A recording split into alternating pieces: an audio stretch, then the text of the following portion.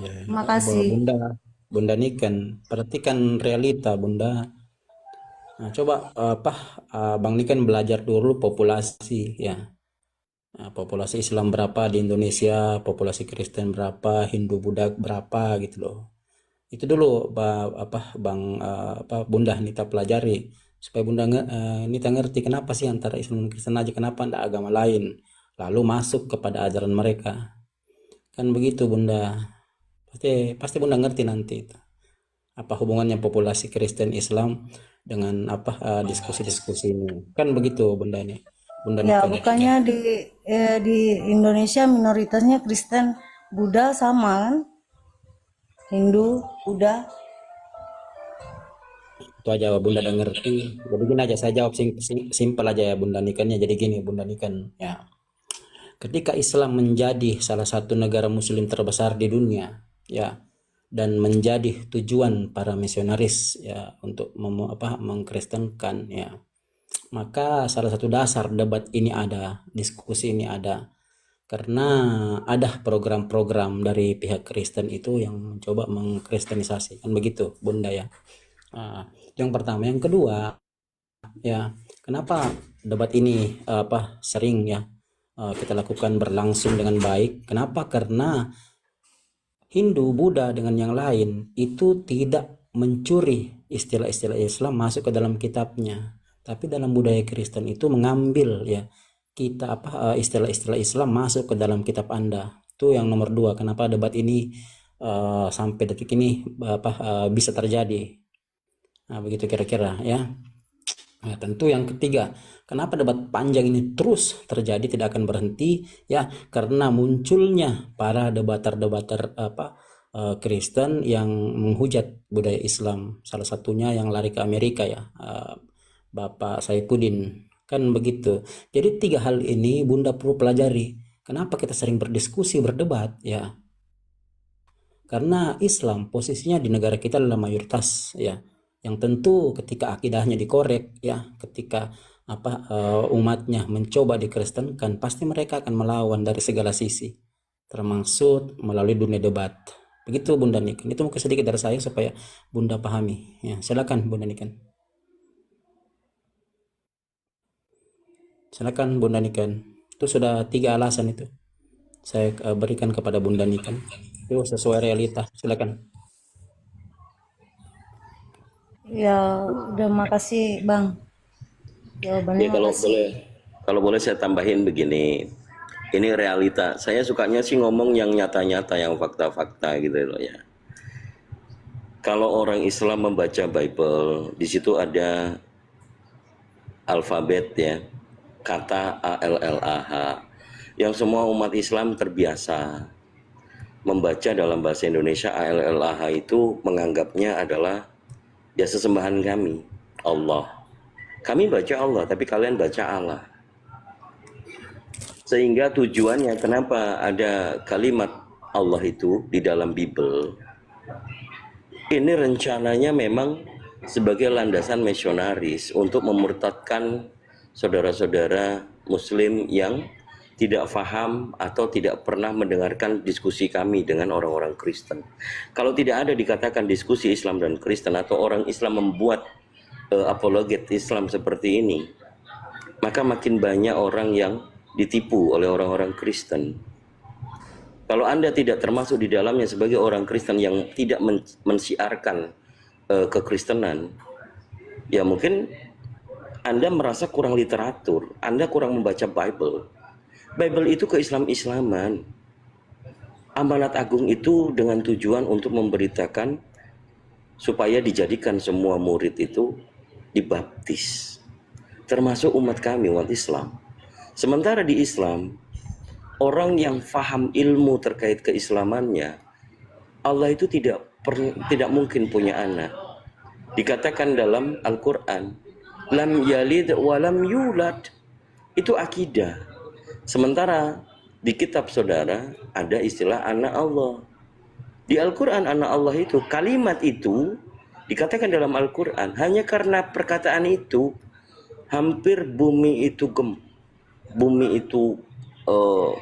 retak, langit itu pecah, hanya karena kalimat itu.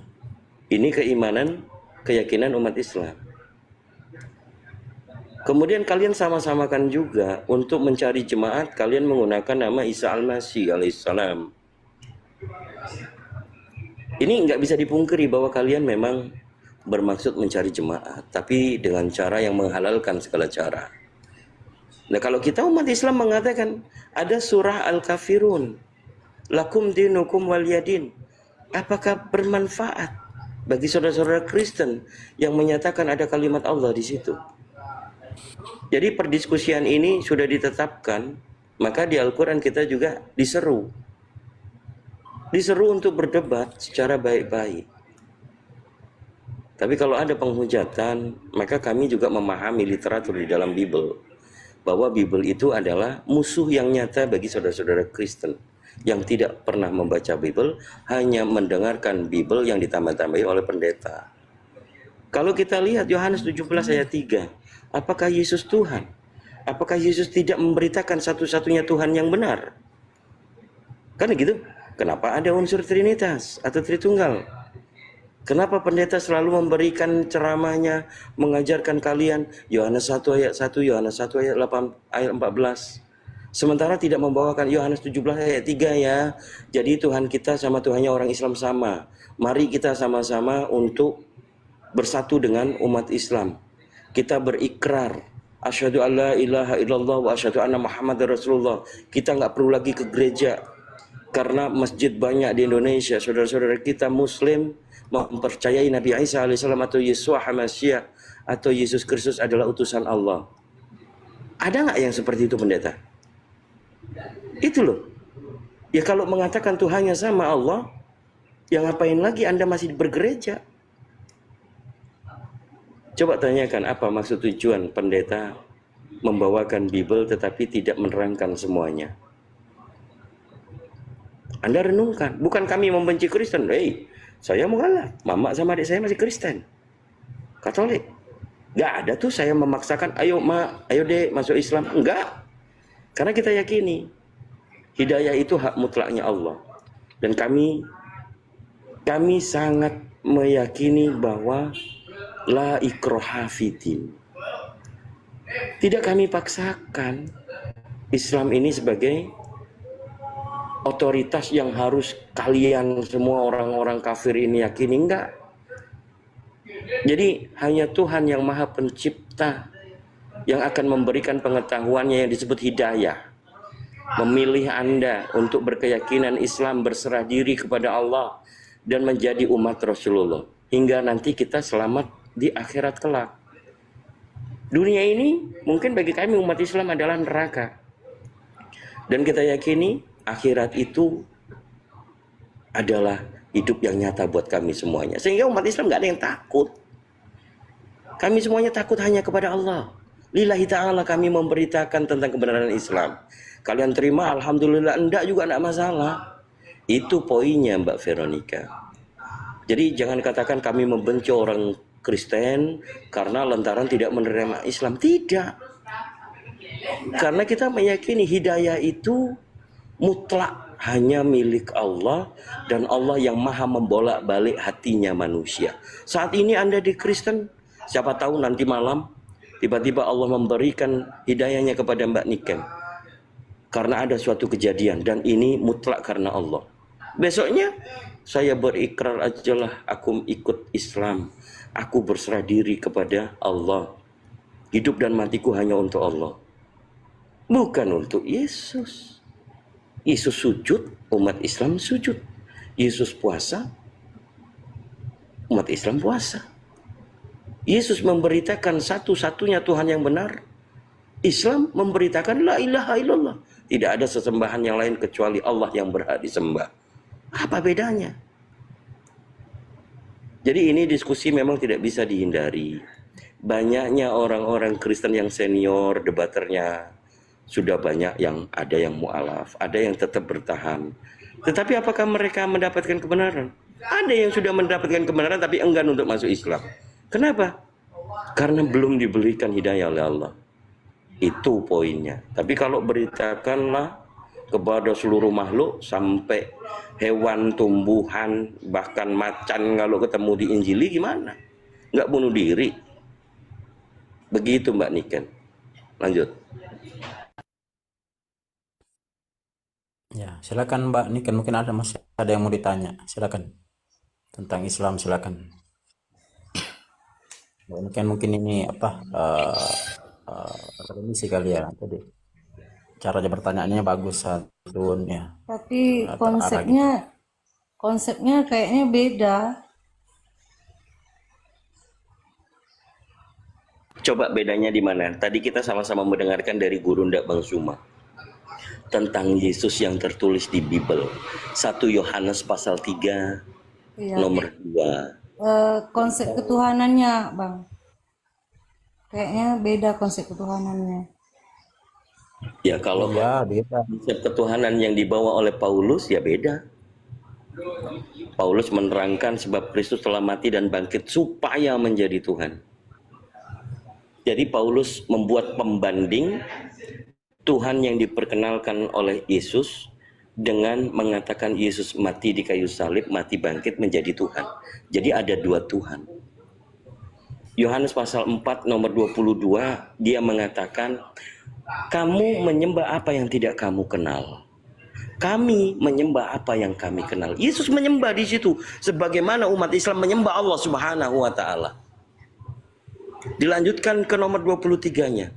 Penyembah yang benar adalah menyembah Bapa, bukan menyembah Yesus. Paulus datang menjadikan Yesus Tuhan untuk menyembah Yesus sebagai Tuhan. Membatalkan segala hukum Taurat karena ada kaitannya dengan hukum Musa. Kisah Para Rasul pasal 21 nomor 17 sampai 26. Di mata imam-imam Yahudi dan para murid di situ, Paulus bernazar, bersumpah akan memelihara hukum Taurat. Tapi dia katakan kepada orang Galatia pasal 3 nomor 10. Bahwa mengatakan orang yang hidup di bawah hukum Taurat itu terkutuk. Di mana ajaran Paulus yang benar? Anda orang Indonesia, bukan orang Yahudi. Paulus mengajarkan lahiriah. Yahudi bukanlah Yahudi lahiriah, tapi Yahudi rohani. Sementara Yesus mengatakan di kitab saudara, Wahyu 3 nomor 9. Lihatlah ada beberapa orang dari jemaat iblis yang mengaku menyebut dirinya Yahudi padahal bukan. Itu Yesus. Tulisan merah. Apakah Anda menyadari bahwa Anda adalah jemaat iblis sebagai orang Kristen? Kristen itu pertama kali disebutnya di Antioquia yang mengajarkan Paulus. Dikatakan nomor 25-nya Barnabas pergi ke Tarsus menjumpai Saulus, ia bertemu dengan dia dan ia mengajaknya ke Tarsus. Mereka setahun lamanya bersama dengan jemaat mengajar banyak orang di sana. Dan murid-murid itulah pertama kalinya disebut Kristen. Siapa yang ngajar? Paulus. Mungkin dia Paulus. Jadi kalau Anda mengatakan pengikut Kristus dengan keimanan yang dikatakan oleh pendeta, kita anak-anak Tuhan, Yesus bagi Anda Tuhan, Kristen pengikut Yesus. Tidak pernah Yesus mengatakan murid-muridnya disebut Kristen. Tapi murid-murid Paulus pertama kali di Antioquia disebut Kristen. Sampai di sini. Jadi pengajaran di Bible sudah benar, tapi yang membicarakan di mimbar kalian ditipu oleh pendeta itu. Suruh ke sini pendeta Anda kalau memang mau berani berdiskusi dengan kami atau dengan gurunda kami. Gurunda itu levelnya jangan sama jemaat. Pendeta-pendeta romo, biar kita sama-sama menyimak dan mengambil ilmu dari perdiskusian beliau. Begitu. Betul? Lanjut. ya mungkin kita masuk ke sejarah sedikit dulu Kang Lito supaya paham, karena tadi dia bertanya konsep Kristen berbeda kan dengan Islam ya. Mungkin suara saya didengar jelas ya kawan-kawan. Jadi begini kawan-kawan ya. Dalam budaya Kristen itu kan dikenal dengan 5 sumber hukum ya. Yang pertama itu sumber hukum tertinggi itu adalah Bible itu sendiri sebagai pandangan hidup dari sisi iman oleh orang Kristen. Yang kedua itu adalah tradisi apostolos ya, atau tradisi suci para rasul. Yang ketiga itu adalah canonic law ya, atau hukum kanonik. Yang keempat adalah konsili-konsili Oikumenes. Dan yang terakhir, yang kelima yang mereka ikuti adalah tulisan bapak-bapak gereja. Jadi begini, Bunda Niken ya, konsep-konsep yang beredar dalam budaya Kristen yang melahirkan puluhan ribu denominasi itu diawali ya dari konsep yang dibawa oleh beberapa orang. Ya, kita kenal yang pertama adalah Sabellius ya, tahun 189, di mana konsep ini mengajarkan satu pribadi tiga penjelmaan ya. Bapa menjadi Allah ya di dalam perjanjian lama, lalu Yesus ya, setelah Yesus naik ke langit baru ada Roh Kudus turunkan, begitu ya konsep Sabellius. Jadi Sabellius pun ini dibantah, akhirnya muncul tahun 264 itu muncul konsep yang dibawa oleh seorang Tertullianus ya. Jadi kelompok ini menyusup ke keuskupan pada masa itu untuk menyebarkan ajarannya. Hanya karena Roma Timur menolak ya, tahun 395 itu menolak ya, akhirnya Tertullianus itu menyebar ke barat, Roma Barat, yang dominan itu ada di Eropa, kan begitu Bunda Niken ya. Lalu ada beberapa konsep lain yang digabungkan oleh bapak-bapak gereja, contoh seperti konsep yang dibawa Nestorius ya. Jadi beliau ini adalah uskup di Suriah ya. Jadi beliau mengajar bahwa Yesus itu punya dominatur ya. Tahun 402 beliau mengajar ini kepada jemaat terutama di Syria bahwa Yesus itu 100% manusia, 100% Allah. Dan ini konsep baru muncul di abad kelima. Lalu konsep yang terakhir yang membuat Anda itu budaya Kristen itu lahir dengan puluhan ribu denominasi. Konsep yang terakhir itu baru lahir tahun 411, di mana konsep ini dimasukkan dalam Bible Anda dalam Matius 28 ayat 19 dan 20 ya. Pergilah, jadikanlah semua bangsa muridku dan baptislah mereka dalam nama Bapa, Putra dan Roh Kudus ya. Jadi ayat ini baru masuk tahun 411 dengan manuskrip tertuanya yang kita sering sampaikan ya. Jadi ayat ini sudah lahir berapa puluh tahun semenjak Kodeks Vatikanus ditulis oleh Eusebius. Jadi konsep-konsep ini yang meracuni pikiran Kristen. Ketika Yesus bahkan Paulus sendiri ya menyampaikan pesan bahwa Allah itu cuma satu ya. Bunda Niken bisa baca di 1 Korintus 8 ayat 6, bagi kami hanya ada satu Allah dan satu Tuhan saja, yaitu Yesus Kristus. Sementara Yesus sendiri mengajarkan Zema Israel Adonai Elohim Adonai Ehad ya, mengutip Ulangan 6 ayat 4, lalu dia sampaikan di Markus 12 ayat yang ke-29 ya. Ketika tokoh-tokoh ini mengajarkan konsep-konsep yang sebenarnya turunan para nabi, hanya perbedaan Paulus dengan Yesus kan karena Paulus membatalkan Taurat lalu membawa ajaran Helenistik masuk ke Kristen, beda kalau Isa. Jadi begini, dalam dalam penyampaian ya, uraian atau deskripsi yang disampaikan oleh Yesus, murid-muridnya, bahkan Paulus sendiri, ini berbeda 180 derajat dengan yang disampaikan oleh bapak-bapak gereja mulai tahun 189, mulai muncul Sabellius, muncul lagi Tertullianus, muncul lagi Nestorius, muncul lagi Benedictus 11. Jadi konsep-konsep ini sebenarnya yang kalian warisi. Makanya ketika kita bertanya pada akademisi kalian, sebenarnya sumber hukum keberapa yang Anda ikuti? Tadi saya sudah jelaskan ya, sumber hukum terstruktur ya. Sumber hukum pertama Alkitab ya, sampai yang terakhir tulisan bapak gereja. Banyak dari antara mereka yang menjawab memang sumber hukum kami lebih dekat kepada tulisan bapak-bapak gereja. Kenapa seperti itu? Karena tulisan-tulisan ini ya bercampur dengan konsili-konsili. Ketika konsili diadakan di abad-abad keempat itu awalnya untuk mengkanonikan Bible, lalu terjadi skisma, akhirnya skisma panjang terjadi hingga tahun 451 Konsili Kalsedonia yang melahirkan beberapa pemahaman ya yang membuat Kristen pecah, kan begitu. Kalau Bunda Niken belajar sejarah Konsili Efesus 431, Konsili Kalsedon 451, di sini terjadi perpecahan akidah akibat munculnya ajaran-ajaran yang dibawa Nestorius, dibawa Benedictus ya, dibawa Tertullianus, dibawa Sabellius. Makanya kalau Bunda Niken belajar sejarah perkembangan gereja, coba lihat itu.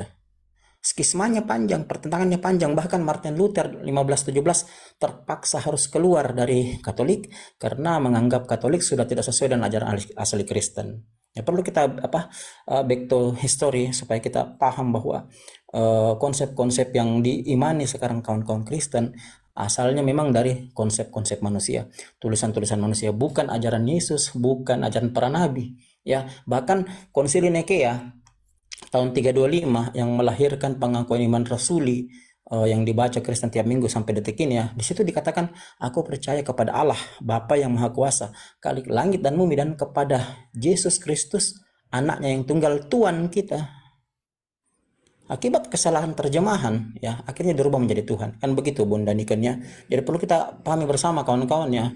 Memang ada pengaburan sejarah di abad-abad itu, terutama abad keempat, abad kelima. Kenapa? Karena, ya, penulis-penulis Bible di masa itu, ya, sudah tidak lagi menggunakan Injil-Injil yang sebenarnya bersinggungan langsung dengan Yesus, bahkan Paulus sendiri, ya, seperti Injil-Injil yang diapokrifakan, ya, karena sudah dibakar habis tahun 303 oleh Kaisar Diocletianus. Ini yang menyebabkan adanya konsep baru, adanya Injil baru yang ditulis oleh Eusebius tahun 326 sampai tahun 330 itu, yang akhirnya dikanonikan, ya, 364, 393, 397, ya, yang akhirnya menjadi master di seluruh Bible di seluruh dunia. Padahal konsep ini dibuat manusia. Mulai Bible Anda ditulis Eusebius, konsepnya dimasukkan, ya, berkali-kali dirubah, bahkan sampai zaman Desiderius Erasmus itu, ya, yang akhirnya master kitab Protestan berasal dari Desiderius Erasmus 1516 itu. Nah, begitu Bunda Niken. Silakan. Itu sedikit sejarah supaya kita mengerti konsep-konsep ketuhanan dari Kristen. Ya, silakan Bunda Niken. Iya Bang, terima kasih. Saya bukan pedebat ya Bang, saya ya hanya bertanya Bang. Iya, nggak apa-apa Mbak Niken, banyak bertanya aja supaya nggak beranak dalam kubur. Beranak dalam kubur. Maksudnya tidak menyesal nanti pada waktu dikubur. Kita sama-sama misi kemanusiaan yang memang kita membicarakan tentang keyakinan atau keagamaan. Selama masih ada nafas di kandung badan, maka carilah kebenaran beragama itu dengan sangat kritis terhadap agama yang saat ini dipeluk. Tapi kalau sudah meyakini satu agama itu dengan kitab sucinya yang menerangkan tentang keagamaan itu, maka jangan tinggalkan.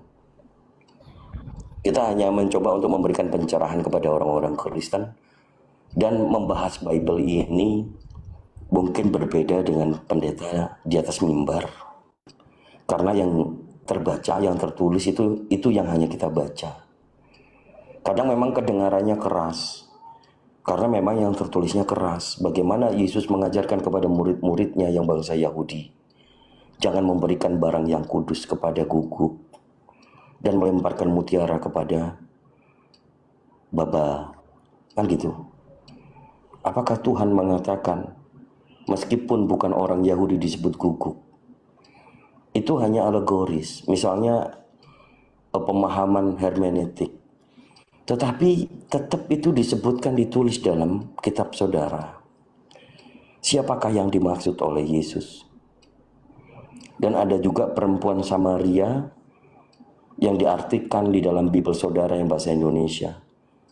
Apakah kalian tidak berpikir orang Samaria itu berkata kepada Yesus, Tuhan, telah nyata padaku engkau adalah seorang nabi. Ada, Tuhan itu nabi. Yang dilihat, jelas-jelas yang dilihat oleh perempuan Samaria itu manusia. Ya enggak? Perempuan Samaria itu melihat Yesus kan manusia. Kenapa dia memanggil Tuhan? Kemudian dia menyimpulkan, telah nyata padaku kamu adalah seorang nabi. Coba, saya mantan juga, ini ada Natalia Iriani juga sama dari Kristen, Bang Goto juga dari Kristen.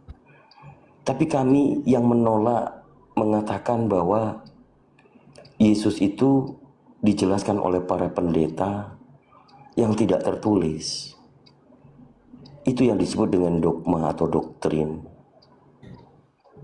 Kalau doktrin ini adalah alibi atau pemahaman manusia untuk menjadikan Yesus yang manusia ini Tuhan. Sementara Yesusnya sendiri tidak pernah mengatakan, manusia, aku Tuhan, sembah aku. Kalau ada dalil itu, mungkin orang itu nggak ada yang mu'alaf. Tapi begitu membaca Bible, ternyata Yesus hanya untuk domba sesat dari bangsa Israel. Itu di Bible.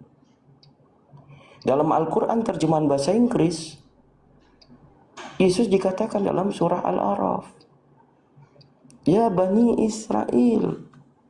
Ini Yesus pemahaman oleh orang Eropa, terjemahan Al-Quran bahasa Inggris juga disebut Jesus Son of Mary. Tidak ada terjemahan Al-Quran bahasa Inggris Jesus Son of God, nggak ada. Nisbatnya, nasabnya adalah ke ibunya, karena manusia ini mulia, manusia ini yang diciptakan oleh Allah tanpa melalui seorang hubungan intim, seorang laki-laki. Kalau mau hebat-hebatan, ya kenapa tidak menuhankan Nabi Adam yang tidak punya bapak ibu, bahkan dia tidak mengalami perubahan dari bayi. Itu kalau mau hebat-hebatan gitu ya. Tapi di sini letak pemahaman, penambahan literasi dan wawasan. Jangan tolak diskusi lintas agama ini atau diambil sudut pandang yang negatif karena keyakinan atau doktrin yang melekat. Yang penting Yesus Tuhan. Yang penting Yesus mati di kayu salib. Yesus Tuhan mati di kayu salib. Coba kita pikir, apakah Tuhan itu mati? Kalau membahas hal yang riskan, yang paling fundamental di Bible, semua pendeta nggak mampu menjelaskan tapi aku Matius nggak- 26 ayat 31 gitu Aku loh. nggak menuhankan Ya, Yesus loh, Bang. Gimana? Aku tidak menuhankan Yesus. Yesus itu kayak imam gitu. Ya berarti keyakinan Anda sama dengan kami umat Islam. Kami tidak menuhankan Yesua HaMasyiah, Yesus Kristus Isa Al-Masih. Beliau adalah utusan yang dimuliakan oleh Tuhan, satu-satunya yang benar. Kenapa Anda tidak mau berdampingan dengan kami dan menerima Islam sebagai umat Nabi Muhammad? Semua para nabi itu yang diutus oleh Tuhannya, itu juga dikatakan imam, utusan, yang membawa ajaran menuhankan satu-satunya sesembahan yang benar, yaitu satu Tuhan. Itu Mbak. Tapi kalau Anda mengatakan tidak menuhankan Yesus, banyak dari mayoritas Kristen akan mengatakan Anda bukan Kristen. Bener nggak, Mbak Niken? 65 Enggak, Bang. ribu Aku genom tetap menyembah akan Allah. membedakan Anda. Gimana? Aku tetap menyembah Allah. Iya. Nah itu yang menjadi tidak akan ada celah toleransi yang disebut. Kalau Allah, ALLAH, kami melihat ALLAH juga Allah. Apakah Tuhan kita sama? Ini kan ini Islam dia. Nah, kok dibilang Islam pula? Kok dituduh? Kita konfirmasi saja, Bang Roni. Jangan menghakimi. Mbak Niken, apakah Islam? Seperti tuduhan Pak Roni yang Kristen ini? Ada yang Katolik, typing Bang. di bawah itu. Katolik. Ya, saya jawab dulu ya. Ada yang typing di bawah itu, Bang Goto mualaf. Ya, izin dulu Kang Dito ya. Iya, saya bukan hanya mualaf, Bang. Saya dulu mantan misionaris ya, yang bergerak dalam konsep C1 hingga C6. Ya, jadi makanya pendeta kalian tidak berani itu kalau membahas konsep ini dengan saya, karena saya paham betul konsep ini, karena saya terlibat ya kurang lebih 2 tahun dalam konsep ini. Begitu kira-kira, Bang. Ada yang bertanya di bawah ya. Silakan lanjut Kang Dito. Silakan. Ini kebetulan ada 3 mu'alaf ini, Bang Goto, em, Mbak Natalia, Kang Dito. Ini mu'alaf semua ini, Mbak Natalia ini. Klik aja di Google Bang, klik nama saya Bang Goto, muncul itu semua tuh. Ada yang beberapa yang muat ya, baik podcast maupun debat-debat ya, silakan. Nah, ini ada pendeta Hati Ruben, pendeta Yunus ini. pendeta Yunus ya. Niken ini Kristen, Pak Pendeta, tapi dia Ya, tidak nyembah Yesus. Islam. Pendeta itu di samping Anda itu pendeta itu. Anda. Ini Ya pendeta silakan Niken. Pak Pendeta Yunus, apa yang mau ditanyakan? Pendeta ini Bang Bunda Adik Bunda Niken. Pendeta ini. Boleh saya tanya? Ya, jadi gini, Boleh. di Alkitab itu kan jelas mengatakan bahwa dia Tuhan, ya. Di luar Tuhan binasa. Dan itu kan sudah dicatat berabad-abad, ya. Nah, sekarang ada juga yang mu'alaf. Ya, mu'alaf itu kan pilihan. Tetapi Alkitab sudah jelas mengatakan di luar Yesus itu binasa. Ya, Bang Hati Ruben, saya kira pernah kita diskusikan ini sepanjang masa. Ya, sepanjang masa Anda debat di sini kita sering diskusikan Islam tidak menolak Isa atau yang Anda sebut Yesus, Bang. Tidak. Sudah kan dijelaskan tempo hari itu, bahkan dinarasikan diuraikan Maryam 30:31 ya. Tidak ada Islam menolak Isa, hanya mengakuinya sebagai utusan, kan begitu, bukan sebagai Tuhan. Sementara ayat andalan Anda kan itu sebenarnya Yohanes 13:13. Langsung menurut Anda pengakuan Yesus, padahal bahasa aslinya itu humes panote emi hodidas kalos kai hokrios kai kalos legete emigar. Kau menyebutku guru dan Tuhan, tepat katamu akulah dia. Pertanyaannya, ketika Lai merubah ini narasinya ya, merubah terjemahannya, kenapa tidak dipelajari dalam, tidak dilakukan studi dengan dalam? Di situ dikatakan ya, kau menyebutku ya aslinya ya, terjemahan asli, kau menyebutku guru dengan Tuhan. Tepat katamu, akulah guru dan Tuhan. Kalau di Lai ya, kan begitu. Padahal di situ tidak menyebut guru dan Tuhan, tapi akulah dia. Jadi kata guru dan Tuhan diulang 2 kali, padahal cuma sekali. Itu pun guru dan Tuhan. Saya ulang ya. Humes panote emi hodidas kalos kai hokurios kai kalos legete emi gar. Artinya ya, tepat katamu, akulah guru dan Tuhan. Tuh, kan begitu. Kau menyebutku ahli guru bahasa dan ya. Tuhan, tepat katamu, akulah dia. Kenapa Lai merubah menjadi Tuhan? Ada 2 dalam narasi itu. Kan begitu Pak Hate. Berarti apa yang dikatakan Jonathan Purnomo ya sebagai satu kesalahan besar, bahwa saya menemukan Biblika Center menemukan ada 6.577 kesalahan. Ini bukan masalah biasa dalam budaya Kristen, Bang. Jangankan 6.000, 10 saja kesalahan terjemahan sudah tidak bisa lagi disebut pengajaran yang benar. Itu bukan kata saya ya, tapi kata Jonathan Purnomo selaku ketua Biblika Center. Kan begitu Pak Hate. Kalau Yohanes Silakan. 20:28 Kalau mau disangka gimana? Yohanes 20:28 gimana bahasa aslinya, Bang Goto? Iya, Anda memaksakan. Jadi begini Bang ya. Begini Bang. Yohanes Dalam kaidah 20:28. bahasa Yunani, ya saya ngerti, sudah sering ditanya. Jadi begini, saya ngerti ya.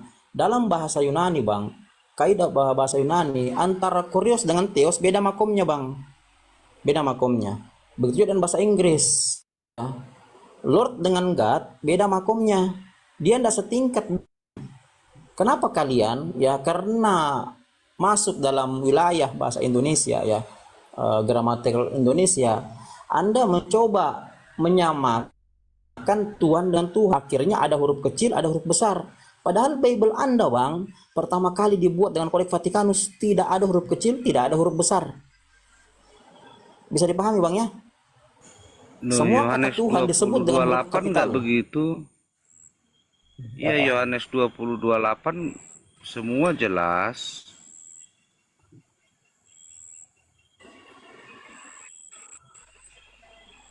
Coba Bang bacakan itu, coba. Thomas menyatakan, "Ya Tuhan, ya Allahku." Bagaimana itu?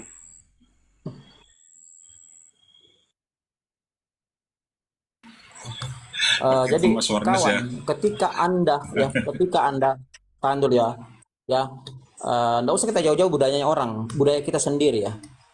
Ketika kita kaget melihat sesuatu yang belum pernah kita lihat, atau yang kita pernah lihat, yang kita pernah yakinin mati, lalu dia tiba-tiba ada depan kita, ya. Jangankan Thomas, saya pun akan berkata begitu. Ya Tuhanku, ya Allahku. Jadi Itu frasa dipelintir di situ namanya, Bang. menegaskan, ya, tahan, bukan dipelintir Bang. Ini kejadian nyata. Contoh lagi, ketika Yesus Paulus berkata dia mengaku ketemu Yesus. Di sini frasanya salah juga. Masa siapakah Tuhanku? Yang betul itu siapakah Tuhanku? Paulus tidak pernah ketemu Yesus, masa langsung tahu dia Tuhan? Siapakah engkau Tuhan? Salah, yang betul siapakah engkau Tuhan? Hal-hal seperti ini dipakai lagi untuk membodohi umat Kristen. Coba kau pikir itu, coba. Anda dengan saya tidak pernah ketemu, tiba-tiba Anda muncul depan saya. Saya tidak mungkin berkata kepada Anda, siapakah engkau Tuhan? Masa saya sudah tahu kalau Anda Tuhan? Yang betul itu siapakah engkau Tuhan? Kenapa dirubah? Coba itu. Makanya Lidahnya ketika Jonathan Paulus Purnomo sudah disetel sama Yesus. ketika Makanya Jonathan Purnomo menyebut mengatakan Tuhan. ada 6.577 kesalahan, mestinya Anda pelajari itu apa sih 6.577 kesalahan ini, yang mana saja ayatnya. Lakukan studi dalam. Bukan malah mendiskreditkan Jonathan Purnomo. Beliau itu pendeta, dokter loh, ketua BMPT KKI. Kalian cari tahu kenapa beliau sampai berkata ada 6.577 kesalahan. Cari tahu, lakukan studi dalam, lakukan deep learning. Itu kalau Anda berpikir akademisi, bukan berpikir terkungkung dan doktrin dogma. Nah begitu, Bang Dito. Di sini hujan keras, mungkin Kang Dito bisa lanjut. Silakan Ya, Kang Dito, hujan keras di sini. satu ayat aja nggak bisa dijelaskan sama profesor itu, Yohanes 20:28. Itu kan fakta sejarah. Ya, faktanya di situ memang bukan tentang tanya jawab Yesus kepada Thomas, tapi Yesus itu dikatakan, lihatlah bekas di tangan dan di lambungku. Pada waktu Thomas ini menyentuh, itu yang dia katakan, bukan menjawab pertanyaan. Ya Tuhanku, ya Allahku. Jadi kalau orang saat ini, kalau kalian pernah dengar dan kalian juga terprovokasi dan mengikuti, begitu ada kalimat Masya Allah, Subhanallah, kalian kan ikuti. Itu yang dilakukan oleh Thomas. Dia takjub Itu melihat apa yang dipelintir, dia Kang. lakukan. Jadi konteksnya adalah Thomas kaget melihat tentang kebagaimanaan ini tuh gurunya nih. Nggak mungkin dia melihat Thomas ini melihat Yesus yang jelas-jelas dia manusia, dia mengatakan Tuhan. Rupanya kukira Thomas waktu itu harus pakai kacamata silinder. Yang dia lihat ini manusia. Begitu kalian kutanya, apakah Tuhan manusia? Bukan, itu sisi kemanusiaannya. Coba, Anda renungkan. Kalau di Bible pada zaman Yesus itu di bumi, dia manusia nggak? Manusia dong. Apakah muridnya benar-benar menyebut Yesus Tuhan? Cobalah, gimana masuk akalnya? Apakah murid-murid juga pagan? Menganggap Tuhan yang nuzul atau turun ke bumi serupa manusia? Seperti dalam bahasa Likaunia. Kayak mana Anda berpikir? Loh, kalau saya, Kang, kalau semua ayat saya percaya, satu ayat pun saya percaya. Saya percaya Yohanes 20:28. Ya, katakanlah memang Anda percaya bahwa kitab Anda ini hasil dari pemungutan suara, Anda paham? Apakah Anda paham fakta histori bahwa kitab Anda yang saat ini adalah dari pemungutan suara? Itu kan asumsi. Oh, bukan, saya bertanya. Apakah Anda meyakini fakta histori tentang kanonik tahun 361? Itu bagaimana konsep penentuan kanon atau penstandatan bahwa ini firman Tuhan? Bagaimana Apakah Kang teknisnya? Dito percaya semua yang mengkanonkan itu Bukan. dipengaruhi Roh Kudus? Saya mengajak kita ini berdiskusi tentang membedah fakta histori. Kan itu Benar. fakta histori. Bible yang saat ini yang Anda akui sebagai firman Tuhan, pengetahuan arkeolog, ya arkeolog kita nih, tentang pembahasan biblika arkeologi ini, fakta sejarahnya, bapak-bapak gereja memilah dan memilih nggak yang mana firman Tuhan, betul? Betul nggak? Semua itu dinaungi oleh Roh Kudus, Kang Enggak, Dito saya harus nggak mau percaya. berbicara tentang halusinasi, Bang Roni. Saya mengajak Itu nyata pembenaran loh, dari Bang. bukan. Saya mau membahas tentang fakta histori yang terjadi pada abad keempat, tepatnya 361 tentang kanon. Tidak Kanon akan ada yang mengingat kalau tidak dinaungi oleh Roh Kudus. bukan masalah Tuhan ingat. Yesus. Oh, ini memang nggak ada ilmu banget. Yesus loh yang bilang, Kang Dito. Masa nggak percaya perkataan Yesus? Bukan, abang kita tarik mundur ke belakang dulu. Kalau yang saat ini Anda yakini adalah kitab suci nih, yaitu Bible, Yohanes, Markus, Matius, Yohanes, ya Lukas, Matius, Markus, Yohanes, ini firman Tuhan kan? Nah, Tuhan. ya kalau pada waktu pengkanonan ada nggak Bible selain dari 4 itu? Ya, kalau mereka nggak dinaungi Roh Kudus, nggak akan ada yang tahu itu. Mereka itu kan orang lahir rumput jauh itu, Kang. Kenapa? Jadi Kenapa harus? karena dinaungi Roh Kudus. Nggak nyambung ini. Mbak Niken mungkin yang paham maksud saya, izin dulu ya. Sabar dulu. Mbak Niken, monitor Mbak Niken. Mbak Niken. Masih standby Mbak Niken? Ini tentang fakta sejarah tentang pengkanon. Oke. Mungkin Mbak Nita kalau mau penambahan wawasan yang saat ini 4 gospel itu Yohanes, Markus, Lukas, Matius, ini kan sebagai landasan yang katanya disebut Injil, ya kan? Nah, pada abad keempat 361 terkait dengan kanon itu penstandarkan pemilihan kenapa saat ini menjadi 4 gitu loh. Kenapa saat ini menjadi 4? Padahal Arianus atau Arianisme itu memiliki hampir kurang lebih 50 gospel. Apakah yang lainnya itu bukan firman Tuhan? Dan bagaimana teknisnya? Ternyata lewat pemungutan suara. Lukas, firman Tuhan bukan? Firman Tuhan di kanon. Bantahkan. Barnabas, ini firman Tuhan Muhammad. bukan. Jadi dianggap apokrif. Kemudian gospel Filipus, tahu kan Filipus siapa? Filipus murid Yesus. Gospel Filipus, oh karena tidak sesuai dengan kaisar, apokrif. Kayak gitu tuh. Gospel Maria Magdalene, kita tahu Maria Magdalena itu siapa? Oh ada. Di mana itu sekarang aslinya? Coba cek riset di Vatican Library. Ada semua itu. Ada semua itu. Kang Dito, boleh saya nanya satu kali aja? Belum boleh. Saya lagi sama Mbak Niken karena kok nggak nyambung. Sabar ya. Jadi saya bukan mau mendoktrin Mbak Niken. Mbak Niken sudah menggunakan logikanya, tidak percaya pendeta dan melihat Bible ternyata Yesus bukan Tuhan. Tapi tentang Bible ini saat ini menjadi 4. Ternyata sebelumnya itu lebih dari 4, bahkan kurang lebih 50. Siapa yang melegitimasi sekarang jadi 4? Bapak-bapak gereja. Apakah masih dianggap firman Tuhan? Atau memang kehendak manusia, Kaisar Konstantin yang menginginkan searah dengan keyakinan sebelumnya.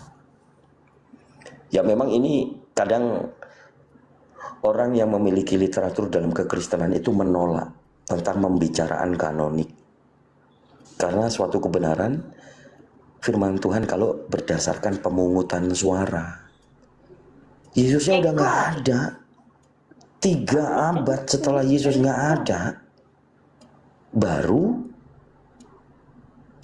dijadikan ini katanya firman Tuhan. Lalu bagaimana dengan Al-Quran, Kang Dito? Masya Allah, Al-Quran sejak pertama kali diturunkan, apa yang dilafazkan, yang dibacakan, yang diverbalkan meskipun tidak ada tulisannya, seluruh orang Islam di dunia, surah yang pertama, ayat yang pertama dengan surah yang terakhir, ayat yang terakhir semuanya sama. Karena dalam Al-Quran dijelaskan, kami yang menurunkan, kami pula yang memeliharanya. Maha benar Allah dengan segala firman-Nya. Jadi nggak ada tuh kanon-kanonan. Nggak ada kanon-kanonan. Yang ada itu penyemarataan dialek. Bukan kanon disebutnya. Itu pada satu zaman di mana banyak mahasiswa Islam di Mesir disebut kodifikasi, bukan kanonisasi. Kodifikasi mushaf. Itu loh. Jadi pemahaman tentang keislaman ini luar biasa, Masya Allah.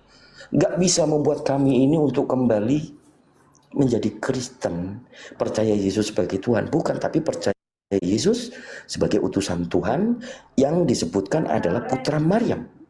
Kalau yang ditangkap, disalib, kemudian bangkit menjadi Tuhan, itu adalah yang dikatakan di dalam Al-Quran. Wa ma qataluhu wa ma salabuhu walakin subbihalahu. Jadi ada tuh yang diserupakan sama Nabi Isa. Ya mungkin itu yang menjadi Tuhannya orang Kristen. Selesai kita di situ. Ya, selesai kita di situ. Jadi kalau mau menyimak, mau belajar, mendapatkan pemahaman tambahan, banyak belajar kritis terhadap keyakinan yang kalian yakini, jangan hanya percaya kepada pendeta. Ya, pendeta itu manusia. Pendeta itu manusia. Seluruh manusia fitrah. Seluruh manusia fitrah. Seluruh manusia fitrah.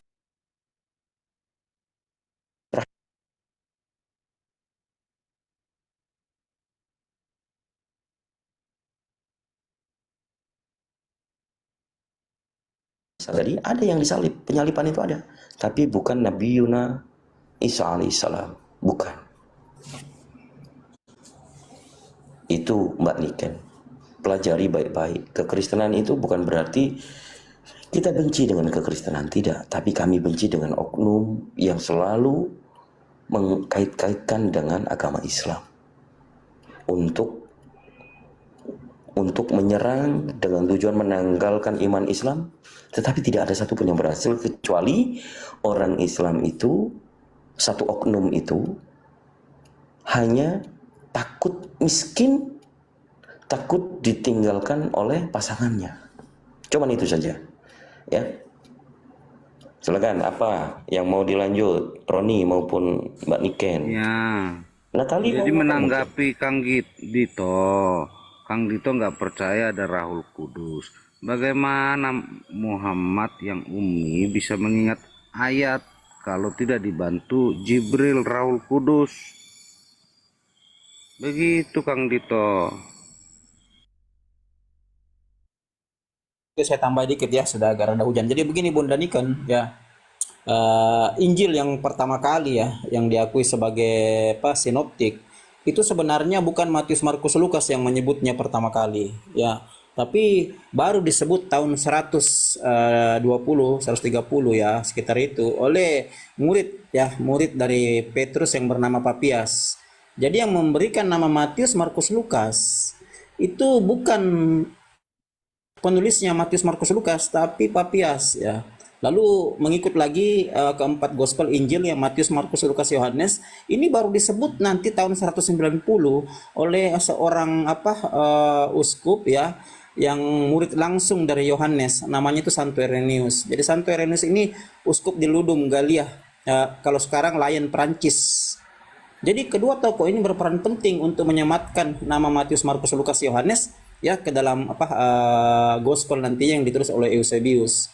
Tapi gospel ini pun ya sebenarnya sudah tidak ada di tahun 303. Jadi gospel kalian itu, master dari gospel kalian itu baru berasal dari abad keempat, tahun 330 ya, 326, 330, lalu dikanonikan tahun 364 pertama kali Laodikia. Ini master dan bukan berbahasa Ibrani atau Aramaik tapi berbahasa Yunani. Master Bible kalian itu asli berbahasa Yunani. Karena Injil-Injil Aramaik ya, yang berbahasa Aramaik maupun Ibrani ya, itu sudah tidak ada tahun 303 dengan perintah Kaisar Diocletianus. Nah, ini yang mereka paksa padahal sebenarnya tidak ada, kawan-kawannya. Jadi Injil Bible mereka itu berasal dari abad keempat dengan kodeksnya paling tua bernama Vatikanus dan Sinaiticus. Lalu muncul kodeks lain seperti Besae abad kelima, terus Alexandrianus. Begitu kawan-kawannya, jadi tidak ada lagi Bible Injil abad ke-1 sudah tidak ada. Habis dimusnahkan tahun 303 awal abad keempat. Lalu dicetak ulang, dibuat ulang oleh Eusebius atas perintah Konstantin. Makanya kodeks paling tua Bible itu Vatikanus dan Sinaiticus. Ada kode dari papirus yang paling tua yang berasal dari abad kedua ya, oleh oleh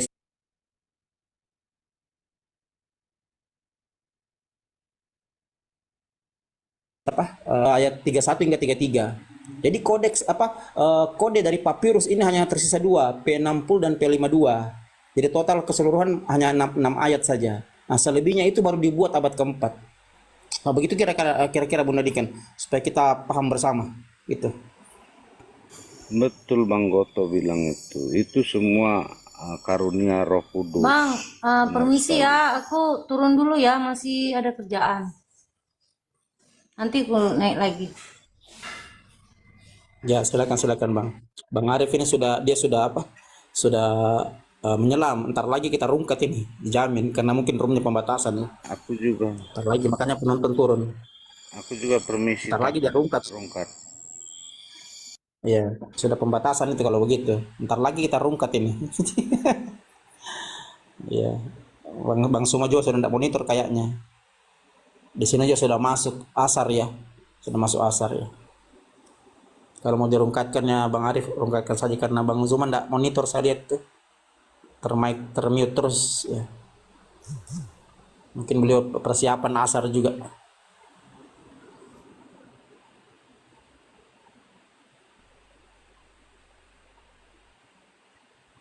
Ya, sudah pergi Bang, sudah pergi Roni ya. Jadi tadi sedikit sejarah ya tentang kekristenan, mulai dari konsep ketuhanan hingga penulisan Bible. Makanya sampai sekarang Catholic Identity tidak mengakui siapa yang menulis Bible ya. Tidak ada ya, tidak diketahui pasti siapa yang menulis Matius, Markus, Lukas, Yohanes, kan begitu. Mereka tidak akui. Kenapa? Karena memang ada pembelokan sejarah di abad keempat itu. Gitu. Jadi Katolik tidak berani untuk memaparkan itu, menguraikan itu. Karena ada sejarah yang dikaburkan atau dihilangkan di masa-masa itu. Begitu kira-kira kawan-kawan.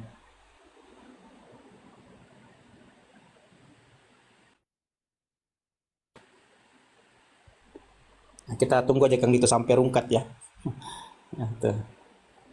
Tunggu aja sampai rungkat nih. Wah, Kang Dito sudah turun duluan. Ntar lagi kita rungkat ini. Hitung dari 10, 10, 9. Sudah hitam di atas.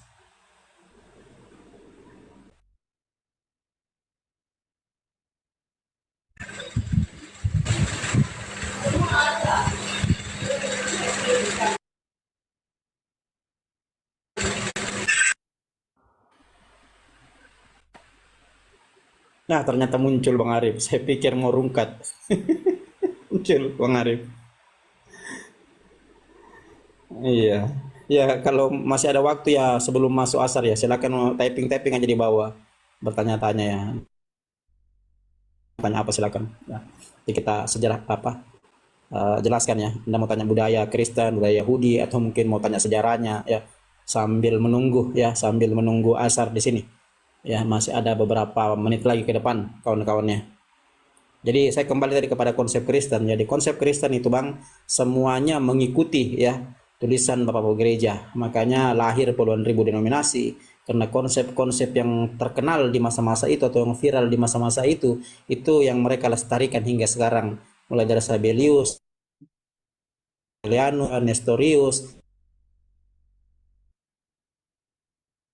hingga Benedictus ya 1411. Jadi konsep-konsep ini yang mereka lestarikan hingga sekarang, tapi dalam prosesnya banyak yang menolak sehingga melahirkan puluhan ribu denominasi. Jadi tercampur-campur dengan konsep manusia ya, masuk ajaran Mormon, masuk ajaran Advent ya. Nah, Advent itu kalau kita lihat ya, yang dianut oleh Bunda Kriana, Ibu Darni, itu sebenarnya didirikan oleh diaspora Yahudi yang tinggal di Amerika ya. Awal pertama kali didirikan oleh seorang suami istri ya, dua orang suami istri ya, Alan Gewet dengan James Gewet ya. Lalu disusul oleh Joseph Betes, disusul oleh Hiram Edison, disusul oleh Jack Tiago. Kan begitu.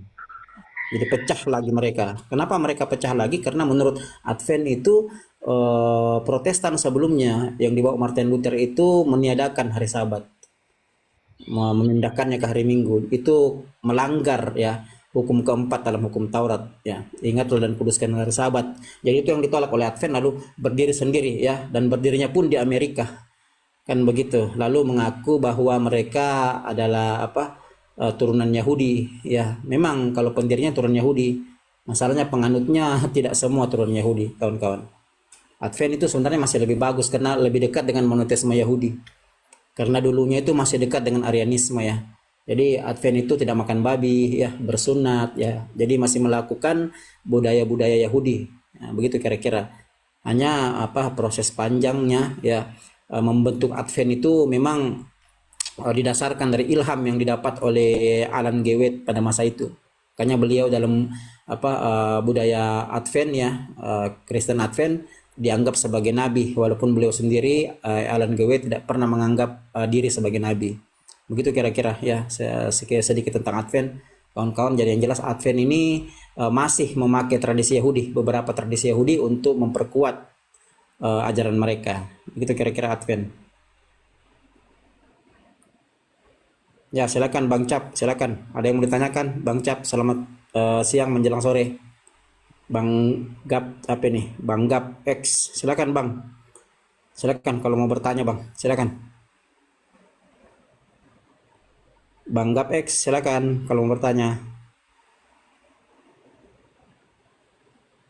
Iya, betul-betul Advent masih puasa, masih Advent tidak makan darah, Advent puasa, Advent tidak makan babi, Advent juga bersunat ya. Begitu kira-kira kawan-kawan.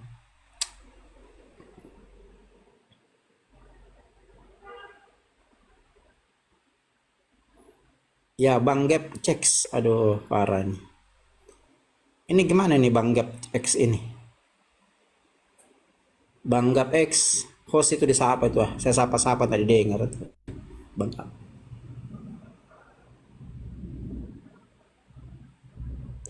Ya, silakan kalau Anda mau bertanya budaya Islam, Kristen, atau budaya Yahudi, silakan. Ya, sambil bantu tetap layar dulu teman-teman. Tetap layar dulu, ayo. Tetap layar dulu. Serentak masih ada 1000 penonton. Tetap layar. Sampai 1 M di posting ulang. Lanjut Kang gitu. Bang Gutu. Ya, silakan. Iya, aku tiba-tiba kepental. Banyak tombak Pembatasan rupanya. turun kayaknya. Itu penonton turun, pembatasan itu. Ini pembatasan merah ini, pembatasan. Iya, Ini. Tampak layar. Live dihentikan di beberapa wilayah. Live Anda tidak cocok untuk penonton di semua wilayah dan telah dihentikan di beberapa wilayah. Alasan perilaku dan ujaran kebencian. Tadi si Kristen berapa itu? Kristen itu. Iya, betul. Yang pertama naik itu. Hei, naiklah. Yang bilang Islam sembah batu naik, Kalau nggak naik aku bisukan ya. Iya. Kalau Kalau nggak juga mau kawan-kawan. naik, saya bisukan. Kalau dibisukan seperti ini kan panas kau. Yuk, ayo naik. Iya. Follow yang di Kalau bawah. nggak naik berarti ubah celanamu, pakai rok ini aja dan daster. Oi, Ya. Yang tersisa follow juga, follow yang di atas supaya komalnya semakin kuat. Tap layar, posting ulang ya. Walaupun kena pembatasan bisa naik itu kembali. Kalau tap-tapnya layarnya itu banyak ya. Itu sudah 712K itu ya. Tembuskan kawan-kawan, tembuskan 1 juta ya. Ya. Itu udah kembali normal itu. Ya sekarang TikTok susah kan gitu ya Bang Arif. Susah karena nggak bisa nampilin data lama-lama, kita kena itu peringatan. Nah itu dia. Kang Dito kan baru aja saya peringatkan. Awas Kang Dito jangan lama-lama. Hmm. Ah, habis ditutup kena. Nah, iya. Pokoknya kalau data bimbel ditampilkan, waduh, Mending langsung dibaca kena aja kali PN. ya. Dibaca aja, jangan ditampilkan, dibaca saja. Terserah mereka mau percaya mau tidak, yang jelas dibaca itu. Nah, kan begitu. Dibaca saja, Bang. Kita buka di situ di laptop atau di komputer di apa asli itu, buku aslinya, baca saja. Tidak usah ditampilkan supaya room tidak rungkat. Mungkin kasih keluar peraturan begitu, Bang Arif, supaya rumah tidak rungkat tuh. Parah sekarang. Di Kamal-Kamal lagi saya perhatikan begitu. Coba disapa dulu, Bang Goto. Ini yang Brunei kalau nggak ngomong Oh turunkan. iya. Bang apa ini? Ratna, Ratna, Ratna selamat sore. Ratna selamat sore. Si padanya sudah di situ juga. Ada Lili? Ratna selamat sore. Oh dia tadi itu kepencet, mungkin dia tap-tap ini Bang Arif, tapi kepencet kayaknya. Dia tap-tap itu tapi kepencet. Bentar-bentar saya undang ke yang tidak nonton di sini ya.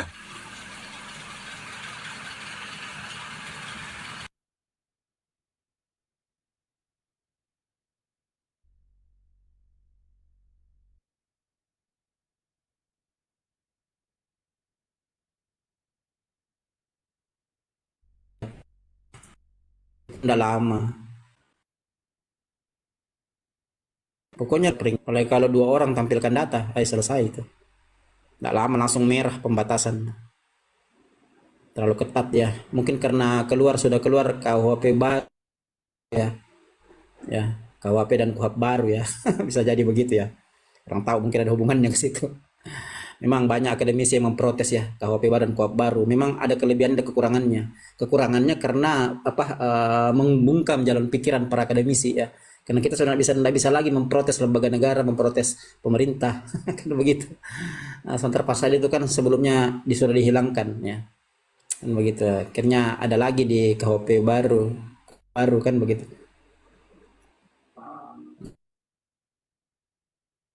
Jadi seolah-olah 8 itu dibungkam kan begitu.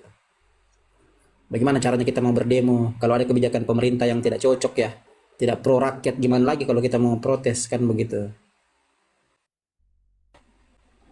Dulu aja kita pada ditangkapin, bagaimana kalau KUHP baru diberlakukan kan begitu.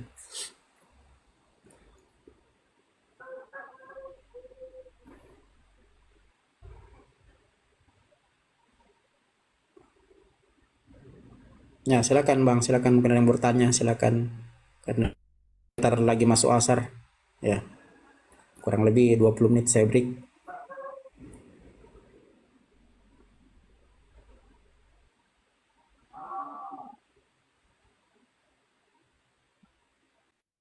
Silakan kawan-kawan, tap tap tap tap ya, tap tap, bantu follow follow ya, masih tersisa yang belum follow akun-akun di atas ya.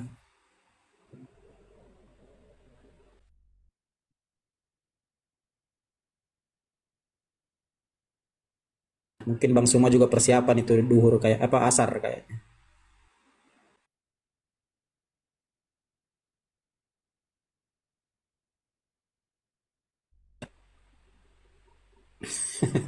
Ya naik aja Bang, nggak ada Kristen di sini masalahnya, Islam semua di atas.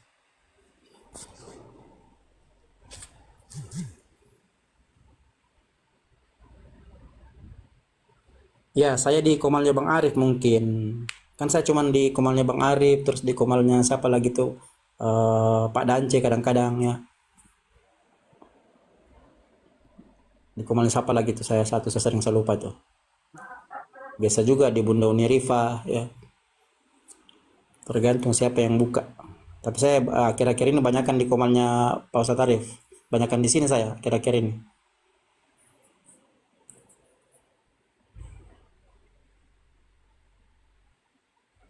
Bukan, sebenarnya masih banyak sih, hanya enggak mau naik. Iya. Dibawa kan ini ada beberapa juga tapi tidak mau naik ya. Ini kelemahannya kalau kita bahas-bahas sejarah biasanya mereka ini tutup telinga, mereka malas naik kalau kita seolah-olah ketakutan ketika kita bahas sejarah mereka ya, sejarah dan budaya mereka. Kalau kita hanya bahas apa data-data ontologi dari Bible itu sendiri ya mungkin mereka berani naik. Tapi ketika kita menyinggung konsep-konsep awal mereka, menyinggung doktrin mereka, menyinggung budaya mereka, menyinggung sejarah mereka, mereka seolah-olah ini apa tutup telinga ya. Tidak mau berdiskusi tentang itu yang mereka anggap sudah angin lalu ya. Sudah tidak perlu lagi dipercayai karena apa peristiwa sudah lama. Padahal untuk mencari kebenaran itu kita butuh sejarah. Kita jangan sampai melupakan sejarah. Kan begitu, kawan-kawan. Jadi jangan dilupakan sejarah karena sejarah itu satu bukti ya realita yang terjadi di masa-masa itu ya.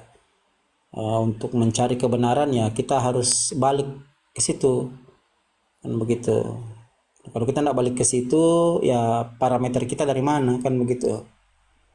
Kita singgung-singgung buku karangan Orientalis Kristen sendiri ya kita diprotes dikatakan hoax ya. Saya kalau membawa buku-buku karangan Orientalis Kristen kan saya sering dibilangi hoax, baca-baca buku hoax kan begitu. Padahal itu yang karang profesor semua, minimal titelnya doktor.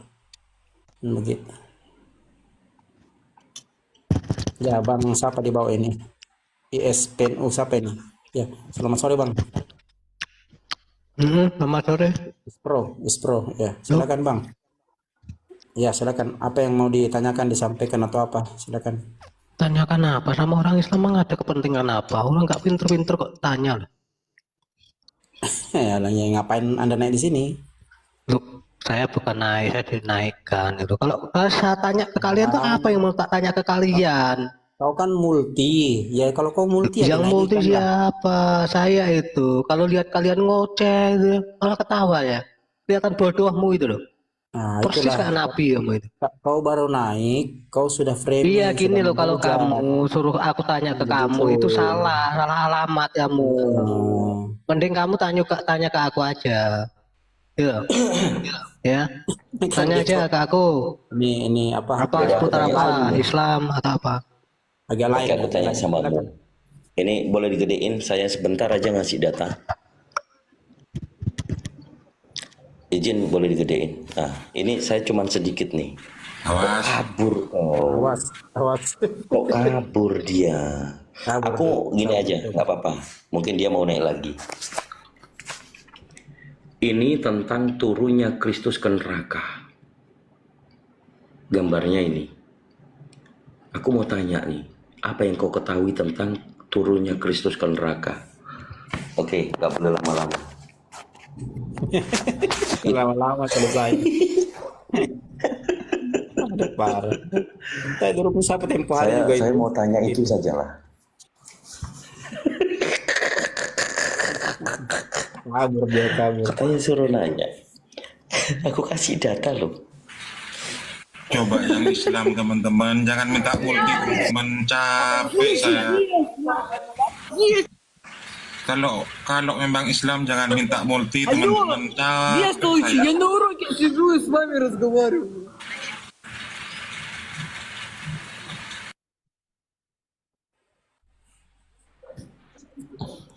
Itu ada satu buku itu, Bang Goto. Jadi bukunya orang Kristen Ortodok. Namanya itu The Harrowing of Hell. Ya, itu betul. Ya, itu juga takut juga dibaca sama apa jemaat Kristen tuh ya. Takut juga dibaca. Sebenarnya itu ada kaitannya dengan Yesaya 14 ayat yang ke-13, 14, 15 ya. Kaitannya di situ. Hanya kalau kita bahas ke situ nanti larinya jatuhnya ke situ, ke Lucifer, jatuhnya ke Asasil kan begitu. Apalagi kalau kita bawa buku seperti Babylon Mystery Legends ya, karya Rapodro, kita bawa lagi buku Moral and Dogma karya Albert Pike. Wah, lari semua itu biar profesornya. Karena mereka tahu itu memang begitu, sejarahnya begitu. Kan begitu. Atau kita bawa bukunya Voltaire ya, bahasa Perancis, Dieu et las hommes. Wah, lari itu padahal itu Orientalis Kristen loh. cendekiawan Kristen, profesor Kristen. Nah, buku-buku itu justru memprotes keberadaan narasi itu, di mana narasi-narasi sejarah banyak yang dibengkokkan, dibelokkannya oleh Roma pada masa itu. Voltaire itu bukunya berapa banyak itu. Ya, bahkan esai-esainya kalau abang baca itu judulnya Dictionary Filosofi, wah, habis Bible dikuliti sama esai-esai Voltaire ini.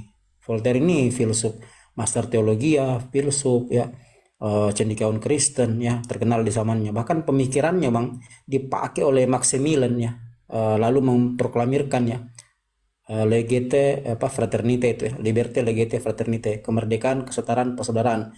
Akhirnya terjadi revolusi Perancis 1789. Nah, berujung dipenggal kepalanya Raja Louis XVI. Bayangkan, pemikiran Voltaire itu sampai memenggal kepala Raja Louis XVI dipakai oleh Maximilian. Bayangkan kalau dia saja master teologi ya, dia profesor Kristen ya, al filsuf ya, besar di zamannya.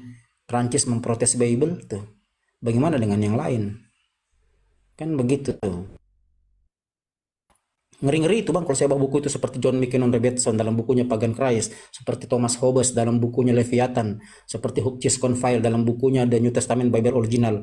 Deretan buku-buku ini biar profesornya lari bang kalau kita bahas ini.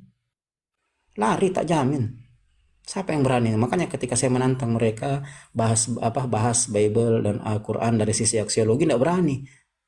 Ya karena saya punya beberapa literasi ya, bukan lagi beberapa, puluhan literasi dari buku-buku karangan profesor mereka sendiri.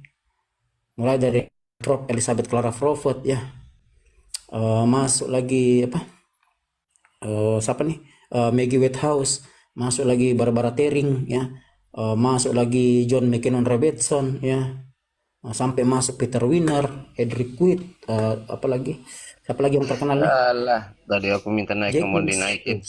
Turun dulu. Iya. Aduh, Eno. Ngapain sih Eno itu gitu? Kemarin dia naik di room saya tuh, bikin rungkat. Eno saya suruh meneliti, saya bilang gini, Eno, ayo nanti cari buku kitab Tanakh asli ya, bukan dari internet, jangan internet karena internet banyak manipulasi. Yuk cari Tanakh asli, baru yuk bedakan dengan Bible kau terjemahan baru. Coba kau buka 2 Samuel 12 ayat 11 dan 12. Nah, kalau kau berani lagi kau lakukan riset. Kau baca 2 Samuel 12 ayat 11 dan 12, depannya tentara Israel. Kan begitu. Jangan kau sebut nama aku kalau kau tidak ditembak mati di situ. Nah, lakukan itu namanya riset. Kita lakukan riset, benar enggak ini? Begitu. Ini siapa sih? Bang. Toto dari Katolik apa Protestan? Toto Katolik apa Protestan?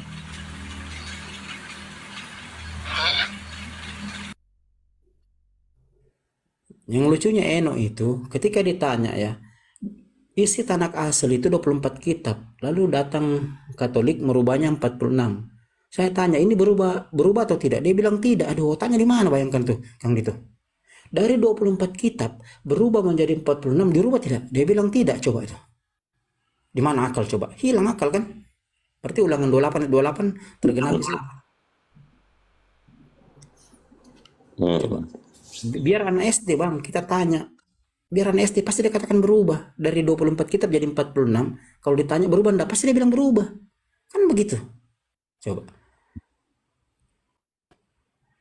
itu. Dia katakan tidak. Aduh, parah kali deh.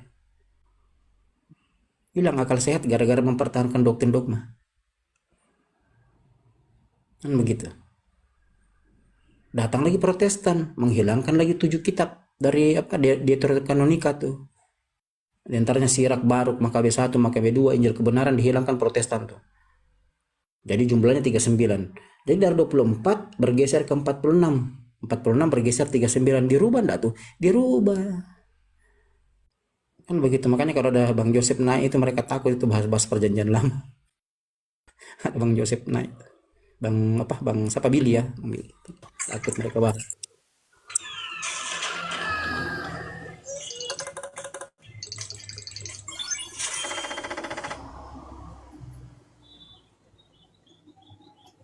Ya silakan Tessa, silakan. Ada yang mau ditanyakan disampaikan.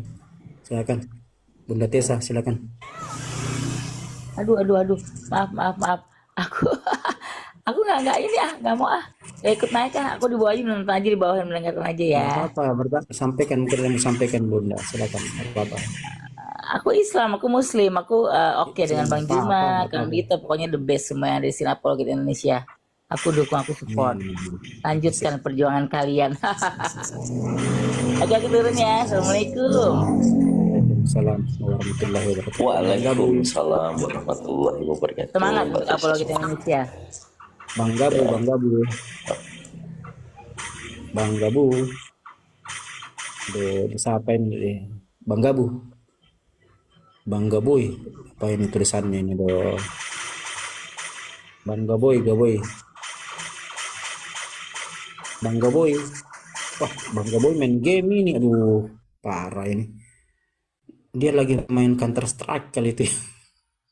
Silakan lanjut Kang Dito. Silakan. Ya, ntar lagi di sini break. Iya. 3 menit lagi. Silakan.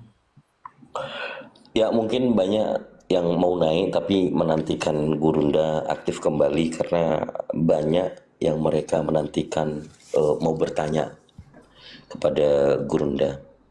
Nah ini ada Deborah juga. Deborah naik yuk. Sini naik Deborah. Sama Kang Dito dulu sembari tunggu Gurunda. Naik Deborah. Ya, selamat sore. Ya, sore Bang. Buat tema lah. JO ini Bang itu. Saya Enggak, bukan kemarin jiwa. dia berseberangan. Kemarin sempet sama saya juga di roomnya JO, tapi dia menolak JO. Ya. Saya Temennya bukan Tasa jiwa, ini. saya bukan Tritunggal. Saya pengikut Tuhan Yesus Kristus. Gitu ya Bang ya? Oke, apa yang Anda ikuti dari Yesus? Ketaatannya kepada Bapaknya yang akhirnya dia dibangkitkan dan menjadi pokok keselamatan bagi manusia. Dia menjadi pemimpinnya, tuannya manusia yang harusnya Adam melakukan tapi gagal. Yesuslah yang menjadi itu. Dia Tuhan saya, dia Raja saya. Ya, di mana itu tertulis seperti itu? Yohanes 20 ayat 28. Enggak, tentang Adam yang gagal. Di mana itu? Ya kalau nggak gagal nggak diusir dari Taman Eden Bang. Kalau nggak gagal nggak diusir dari surga, dari kitab Anda Kalau Bang. nggak ada gitu.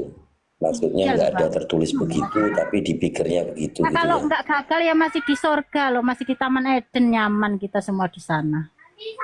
Oh, bukan. Penjelasan substansial dalam diskusi itu apa yang tertulis. Jangan mengada-ngadakan yang tidak tertulis. Itu namanya opini pribadi yang tidak bersanad kepada hurufiah Berarti atau kakak nggak harfiah. baca dua kitab ini apa ya? Di dalam kitabnya yang Saya kakak baca, percaya makanya saya sekarang tanyakan. ada. Anda mengatakan bahwa Adam itu gagal. Di mana Dia kan nggak taat Bang. tertulisnya Adam gagal? Dia tidak taat kepada Tuhan semesta alam itu Bang. Makanya kan kalau di kitabmu dia diusir dari surga, kalau di dalam Bible diusir dari Taman Firdaus. Kalau dia memang nggak taat, tetap ada di sana Bang. Kembali ke pertanyaan saya, ajaran apa yang Anda ikuti menjadi pengikut Yesus? Ya ajarannya Yesus loh Bang, gimana loh kok ajaran apa? Ya, ajaran yang mana yang Anda ikuti? Anda ngeklaim bahwa Anda adalah pengikut Yesus. Yesus merangkum menjadi dua hukum utama. Kasihilah Tuhanmu dengan segenap hatimu, bukan segenap hati aja, akalmu, akal budimu dan kelakuanmu, dan kasihilah sesamamu manusia seperti engkau mengasihi dirimu sendiri. Dari dua hukum ini mencakup semua hukum Taurat dan kitab para nabi. Seperti itu Bang. Pertanyaan saya sederhana. Ajaran yang mana yang Anda ikuti? Anda Oh ngeklaim itu bahwa tadi Anda sudah adalah pengikut Yesus. kutip di Markus. Yesus merangkum memberikan dua hukum, hukum kasih, hukum Taurat diberikan kepada Musa, Yohanes 1 ayat 17. Kasih karunia dan kebenaran datang dari Yesus. Gimana sih Abang ini kok hukum mana? Bukan. Bukan. Oke, gini aja. Markus pasal 2 nomor 19. Yesus mengajarkan tentang puasa kepada, sabar dulu, kepada mempelai.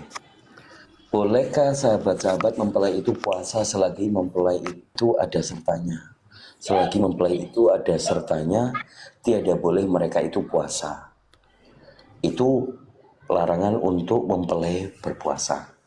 Kemudian dikatakan Matius 9:14. Tatkala itu datanglah murid-murid Yohanes kepada Yesus, katanya, apakah sebabnya kami dan orang Farisi pun puasa, tetapi murid-muridmu sendiri tidak?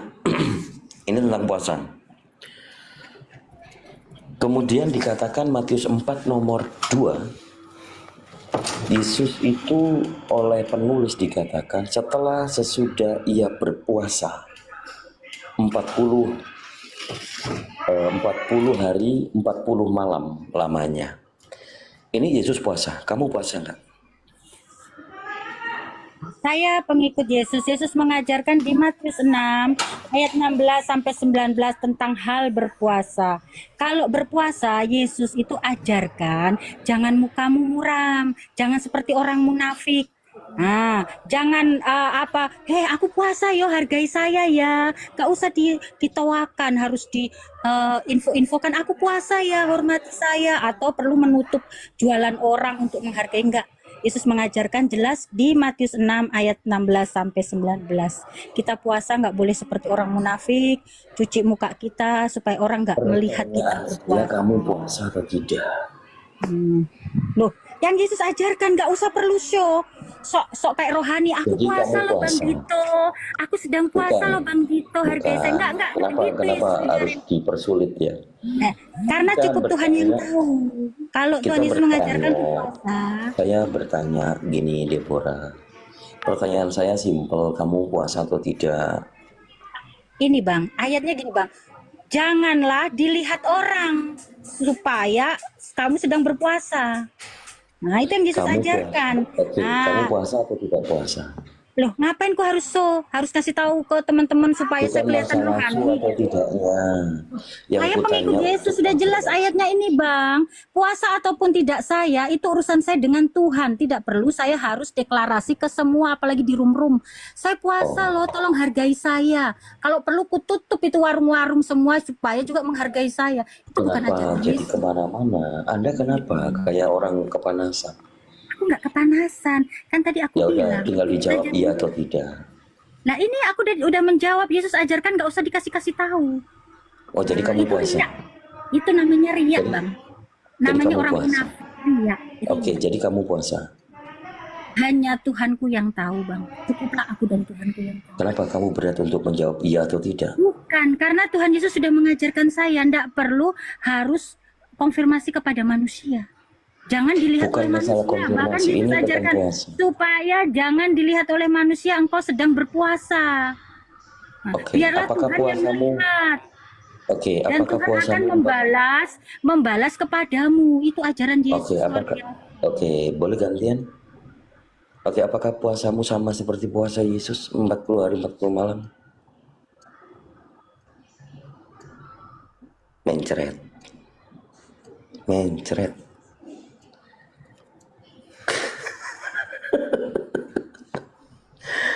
Jadi kalau mengikuti Yesus, ia katakan iya, tidak katakan tidak. Kenapa harus berbelit?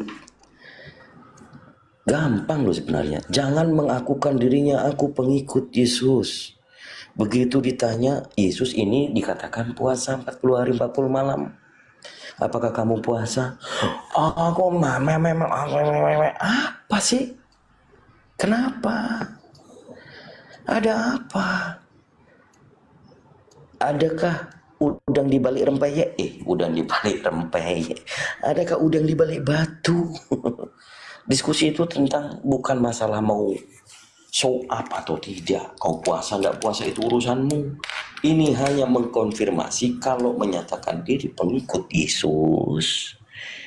Apakah engkau berpuasa seperti puasa yang dilakukan oleh Yesus? Kan begitu. Oke, Vargas, monitor.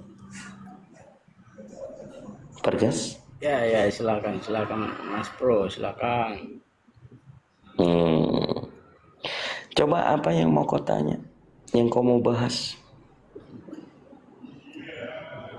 Saya mau dengar kamu aja pidato, bercerita.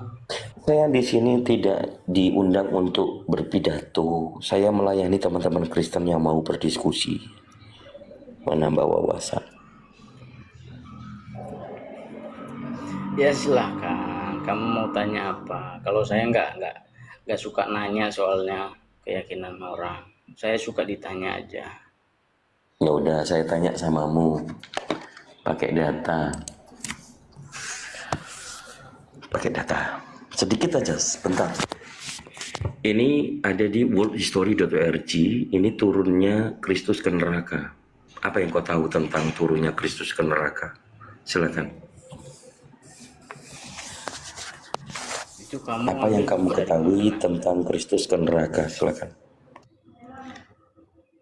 Kamu ambil catatan itu dari mana? Tadi saya tampilkan datanya dari worldhistory.org tentang Sabtu Suci atau turunnya Yesus ke neraka, harrowing, the harrowing of hell. Kalau saya nggak kenal itu, saya hanya kenal Alkitab saya karena itu yang saya pelajari dari kecil sampai sekarang. Oke, ada hubungannya dikatakan di dalam Ibrani pasal 2 nomor 14.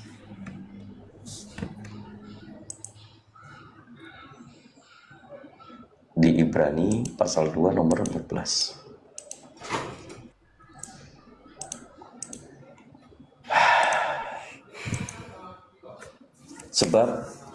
Sebab itu sedang anak-anak itu sama-sama ada berdaging dan berdarah, maka ia pun demikian juga keadaannya, supaya dengan maut itu ditiadakannya dia yang memegang kuasa maut, yaitu iblis. Coba jelaskan sama saya, kenapa Yesus itu menemui iblis?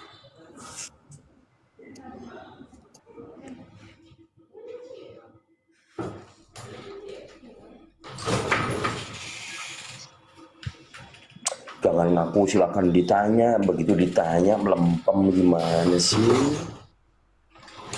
Coba baca sekali lagi Mas Bro, pelan-pelan. Karena anak-anak itu adalah anak-anak dari darah dan daging, maka ia juga menjadi sama dengan mereka dan mendapat bagian dalam keadaan mereka, supaya oleh kematiannya ia memusnahkan dia, yaitu iblis yang berkuasa atas maut.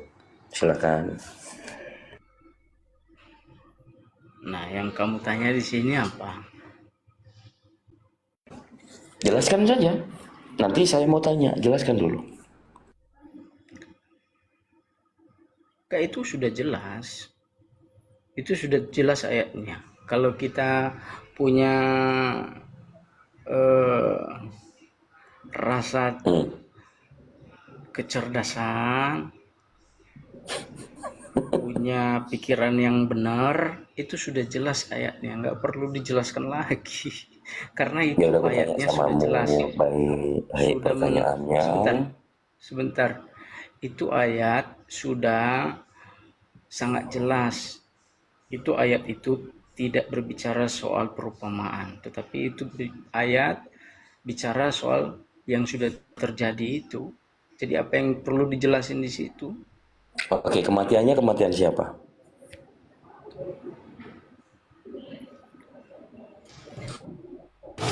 Kematiannya begitu, kematian siapa? Ya kematian itulah yang dibunuh itu. Kematian siapa? Yang kematian yang disalibkan itu. Oh, kematian Yesus. Kematian yang itu apa sih? Kematian Yesus. Ya. Iya, kan udah aku jawab. Iya, betul. Oke, dengan Terus kematian Yesus, ia memusnahkan dia, yaitu iblis. Apakah Yesus mati kemudian perang dengan iblis?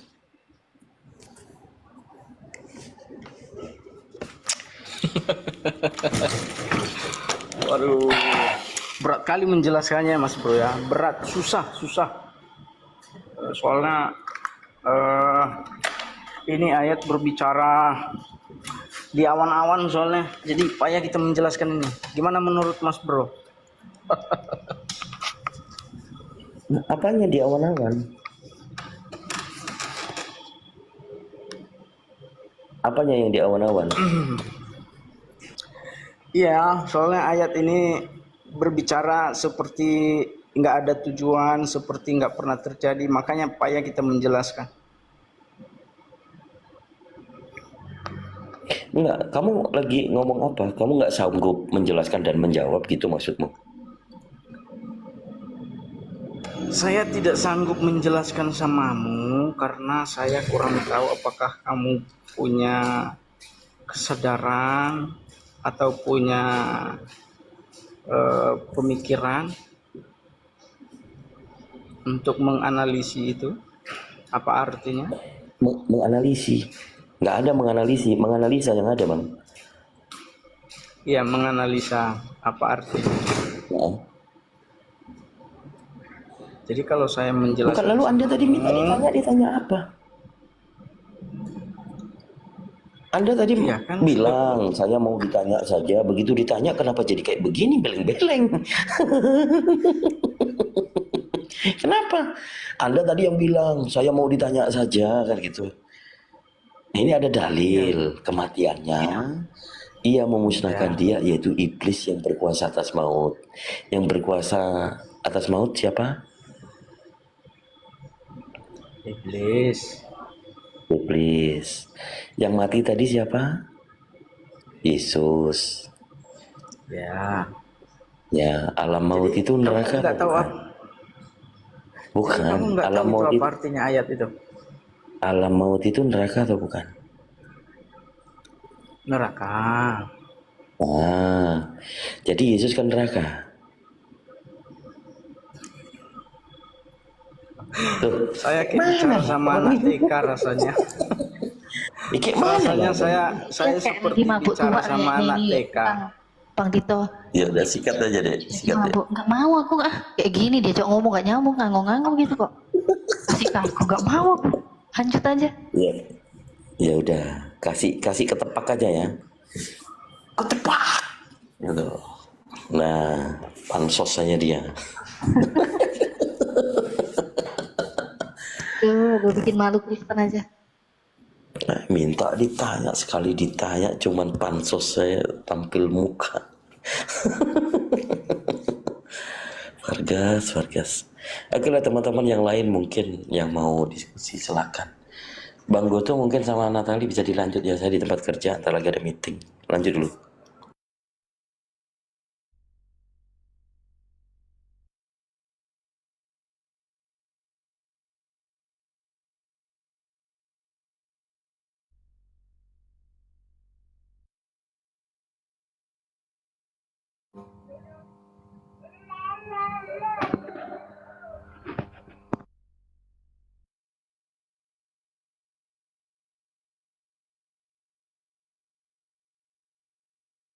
Selamat sore, teknisi Olu. Selamat sore. Selamat. Ya, dari Kristen atau Muslim, Bang? Muslim, Bang. Ya, assalamualaikum warahmatullahi wabarakatuh. Waalaikumsalam warahmatullahi wabarakatuh. Ya, ada yang mau disampaikan abangku, silakan. Kenapa Bang kok siapa itu yang di sebelah itu, yang orang dari Kristen yang di sebelah itu yang sering lab tiap malam itu, siapa sudah namanya itu? Kenapa kok Bang Juma nggak pernah berdiskusi sama mereka ya?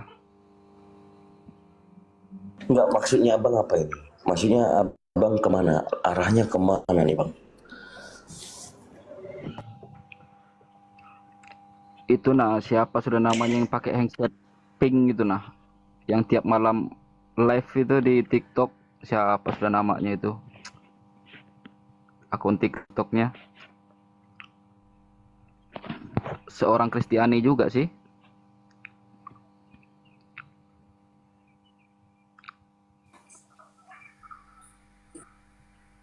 Kenapa Bang Juma nggak Oke pernah bang, ada lagi bang?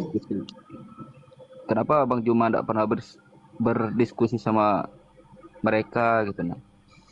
Abang juga nggak pernah saya lihat. Ya mereka itu siapa yang dimaksud? Ana atau Etis atau siapa? Wah ini harus saya tata. Assalamualaikum. Assalamualaikum. Assalamualaikum. Assalamualaikum semuanya, lanjut. Waalaikumsalam. Waalaikumsalam.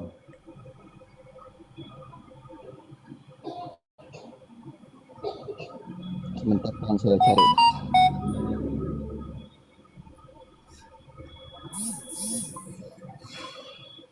Halo Mas Dito.